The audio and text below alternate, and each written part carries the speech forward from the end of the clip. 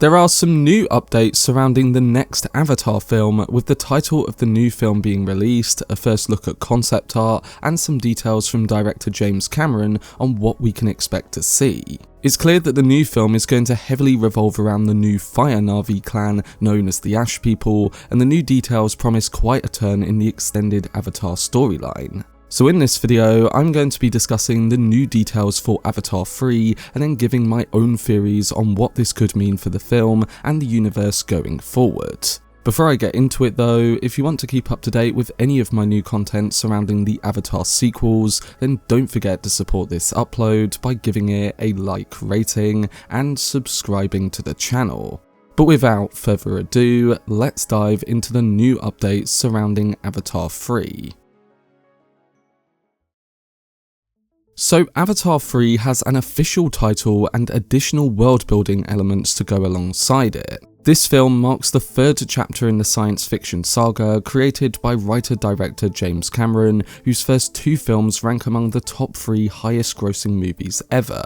The original film introduced audiences to the moon Pandora and its native inhabitants, the Navi, while its sequel, The Way of Water, delved into the oceans of Pandora and the water tribes that call them home. Recently, speculation has circulated that Avatar 3 will feature a fire tribe known as the Ash People, a more combative group residing in Pandora's volcanic areas. And at Disney's D23 fan event in Anaheim, James Cameron, Sam Worthington and Zoe Saldana came on stage to unveil Avatar Fire and Ash, set to hit theatres on December 19th, 2025. At D23, Cameron shared that the franchise is set to elevate its visual effects even further while venturing into a new realm, specifically a new biome.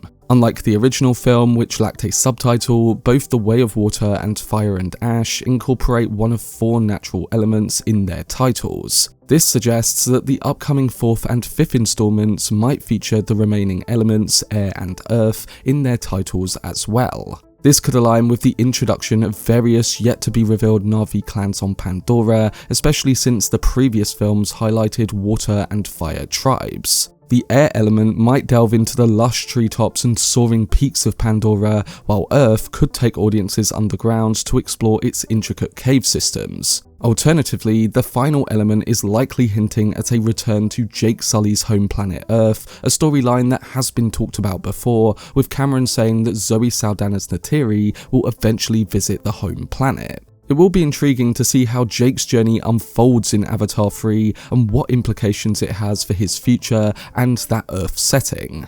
But on top of this title reveal, we also got some concept art for the new film too, with the first being familiar imagery of Navi riding on the back of banshees. The artwork begins to shift from that point onwards, with the second image showcasing what appears to be the new faction of Navi who revere fire. Additionally, we see the Ash People descending from the sky on banshees in another shared photo.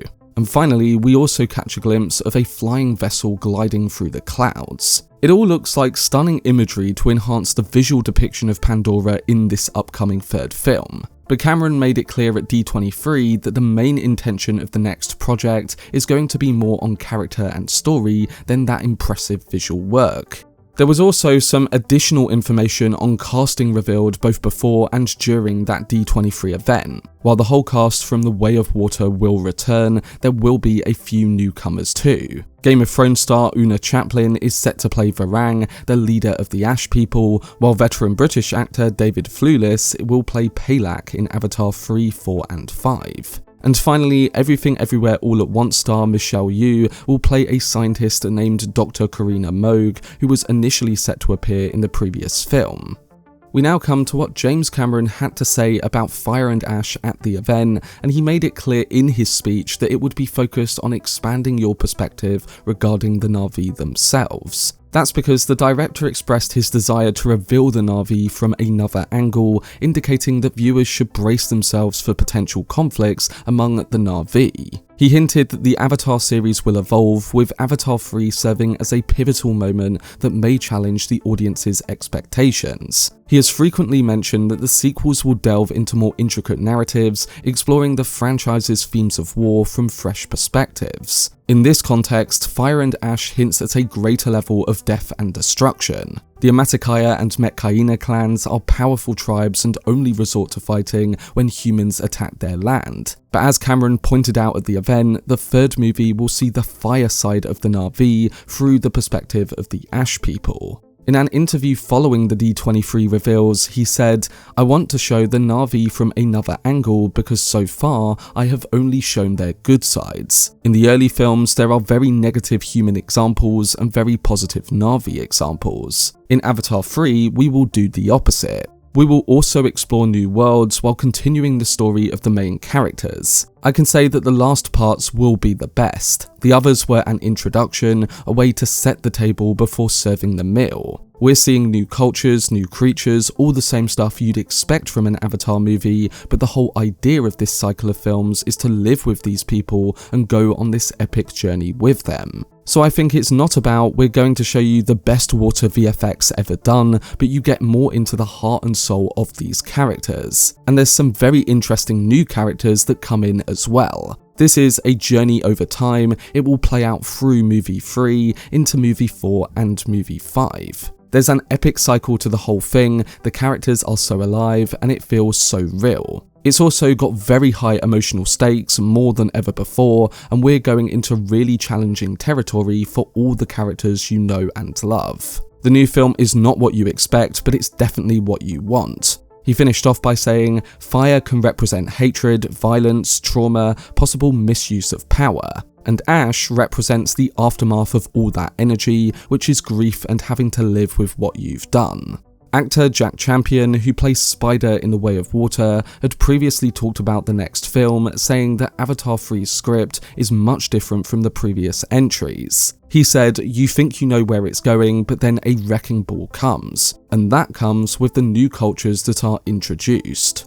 I have talked a bit before about my Ash people theories in videos I did following The Way of Water's release, and at that time, these were theories based on what we've seen thus far. But now that Cameron has come out and talked a bit more about them, it sounds like we could be getting something similar to what I talked about. In those videos, I mentioned that there might be a potential Navi civil war before any kind of planetary team-up down the line to storm the humans' new base. Jake, the Metkayina, and the Amaticaya still have that big problem to deal with at the new human bridgehead base, as the humans have come to literally colonize Pandora following the dying state of Earth. So I think that this may all be connected in a big way. Imagine if after the events of The Way of Water, Quaritch initially approached the Ash people with the intention of igniting a civil war amongst the Navi, a strategy aimed at dismantling Jake and the Metkayina from within. This could serve as a compelling catalyst for a new conflict in the upcoming film, presenting a fascinating twist on the previous narratives. Instead of a straightforward human versus Navi scenario, we could witness the internal struggles of the Navi, leading to a full-blown civil war in the third installment. You might wonder how this internal strife could set the stage for a future confrontation with the militarized humans at their new stronghold. Well, I think we might eventually see these newly introduced tribes unite after their civil conflict. For the Navi to have any hope against the humans at that bridgehead stronghold, they will need to forge alliances with other tribes on Pandora that may initially be hostile. These alliances could provide the additional firepower necessary for that impending battle. So far, the Avatar universe appears to be broadening into a global narrative, and with Cameron introducing a variety of tribes, characters, conflicts, and spiritual themes, this direction seems to be a coherent one. But yes, I think Quaritch will be one of the figures to kickstart that Navi civil war, and then they'll eventually fight and put aside their differences afterwards. And in the process, like I said in my other theory video, I think Quaritch will also eventually come around too and have a transformation himself. I think we'll see that his human son Spider will be a big reason for that change. Also, when he has a greater understanding of things like Awa, he could come around to Jake and the Navi's perspective. These understandings and past battles with the Navi will give him a reason to change, and going forward, he'll have a chance at reliving, not just in his new avatar body, but with his half-son too. So overall, I think Fire and Ash's journey will build towards that bridgehead battle in Avatar 4, and then that teased journey to Earth by Neytiri could be set up for Avatar 5. Cameron has said that that character was going to visit Earth come that final film, a reversal of the beginning of the Avatar saga. So I think something will motivate Neytiri, the surviving Navi, and even the surviving humans to join up, go to Earth and see if they can save that planet or help the humans get off it peacefully. The humans have come back to Pandora twice now to either aggressively strip its resources or colonize the planet, so by having won that bridgehead war in the future, I think the Navi would try to at least help and form some sort of truce for the long term. They wouldn't want to send the humans back to their planet again like they did following the first war in Avatar 1, because that didn't solve the tension between them. As a whole, it will be interesting to see what happens in those later films, but before we do get to them, Cameron has said that the conflict with the Fire Navi in Avatar 3 will have lasting implications. But that was my video discussing the latest Avatar 3 news and my current theories towards the upcoming films. We'll have to see what James Cameron and his creative team do with those storylines, and building on what he said, I think there's a lot of potential with the new characters and plot elements to really elevate the saga beyond what we've already seen. But what do you think towards all of the new details? What do you think of some of my theories? And what predictions do you have for Avatar Fire and Ash? Let me know down below in the comments section. For much more videos and news on James Cameron's Avatar universe, then subscribe to the channel and turn on your notifications. Also, if you enjoyed this video, remember to leave a like rating and follow me on social media via the links in the description. But anyway, I hope you guys enjoyed it. I've been Cortex, and as always, make some noise.